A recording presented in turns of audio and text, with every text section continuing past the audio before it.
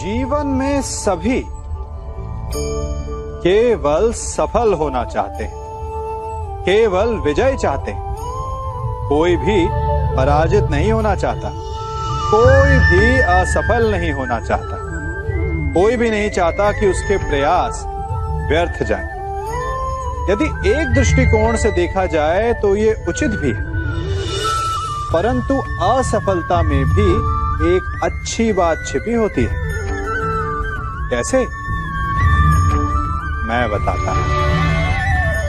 सफलता आपका परिचय संसार को देती है। विजय के पश्चात संसार आपको जानने लगता है और असफलता आपका परिचय संसार से करवाती है। पराजय के पश्चात आप अपने जीवन को जानने लगते हैं। इसलिए सफलता और असफलता से घबराए नहीं।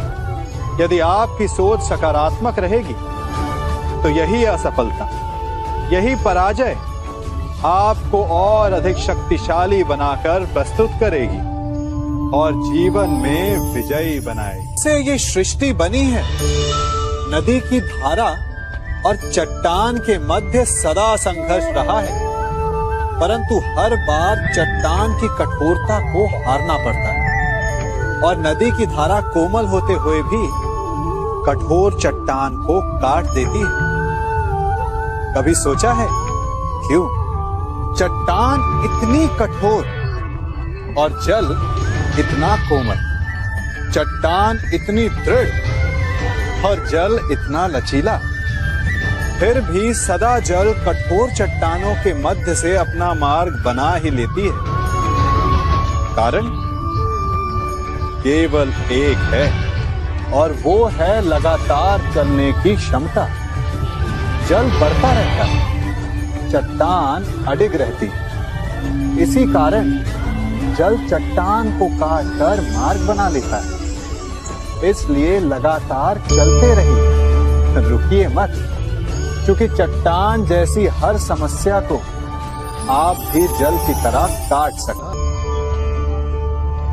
हम सब शीघ्र ही सफलता चाहते हैं, ढेर सारी संपत्ति और सुख चाहते हैं, और ऐसे में कई बार हम छोटे मार्गों का चयन कर लेते हैं। वो मार्ग जिनमें परिश्रम नहीं होता, जिनमें होता है तो केवल छल, कुटिलता और भाग्य का सहारा।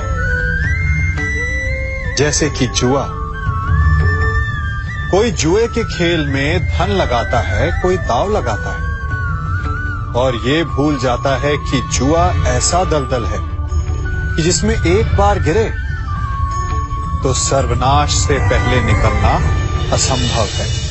यदि आप जीते तो और जीतने की भूख बढ़ जाएगी, और यदि आप कुछ हार बैठे तो उसे पुनः पाने के लिए आप फिर से खेलेंगे। मनुष्य को ये आभास ही नहीं होता कि अपनी संपत्ति के साथ साथ वो अपनी मानवता, अपने संस्कार, अपना धर्म और अपना उत्तरदायित्व तक सभी जुए की भेंट चढ़ा देता है। इसलिए कुछ पाना है तो परिश्रम से पाओ। यदि कुछ जुए में जीता तो वो उतना शीघ्र ही खो दोगे, चूंकि उसे परिश्रम से पाया नहीं गया है, और उसकी रक्षा करने के लिए आपके मन में स्वाभाविक प्रयास भी नहीं होंगे।